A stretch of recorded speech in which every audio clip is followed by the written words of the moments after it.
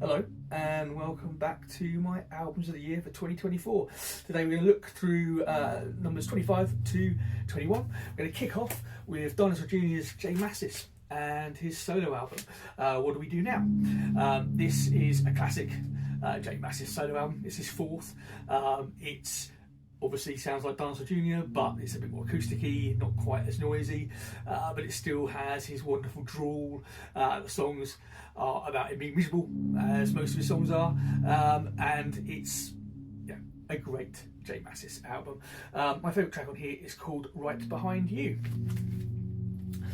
At 24, we've got Sleater-Kinney and their 11th studio album, which is called Little Rope. This is the latest in their list of releases since they kind of reformed. So this is their second wind, if you were. This is probably one of their better albums since they reformed. It's very catchy, but it's also really unique. It takes their songwriting to different levels. It's got new influences on it.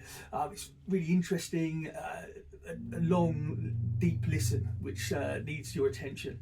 My favourite track on here is called Six Mistakes. Now at 23 we've got the 12th album from Pearl Jam, Dark Matter. This for me is probably Pearl Jam's best album since Yield.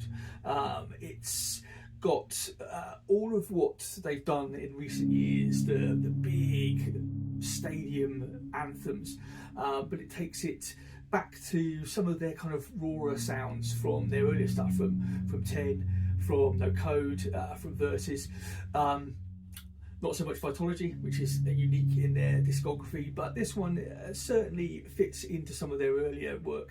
My favourite track on here is Wreckage, which is a massive song.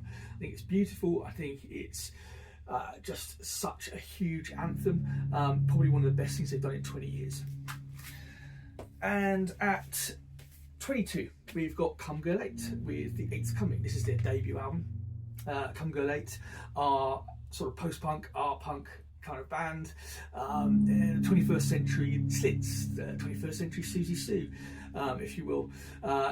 It's a feminist record full of amazing insights into sexual politics, both funny and insightful.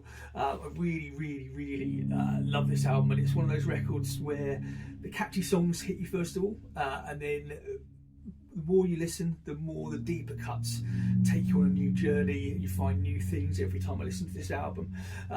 It's really unique. No one else sounds like Come Go Late, and they just are absolutely brilliant. My favourite track on here, if I can pronounce it correctly, is Aha, I Don't Want to Go, which is an incredible song, track 2 on the album. Check it out. And finally, 21, Charly Bliss with their 3rd album, Forever. Now, Charly Bliss's first 2 albums are great indie pop. They're really catchy. They make some incredible songs. They have been likened to Weezer. They liken themselves to the band in Josie and the Pussycats. And you can see where that comes from. With this album, I think they've gone even more on a pop tangent. I think there's elements here which could fit quite nicely onto a Taylor Swift album, Carly Rae Jepsen album. It's really catchy, but they're lyrically and musically, they're probably more sophisticated than your average pop singer. And the videos are also hilarious, and you should check out the one for my favourite song, Back There Now, which is not only funny, but it's just a great kind of 90s pastiche of pop videos, and it's absolutely brilliant.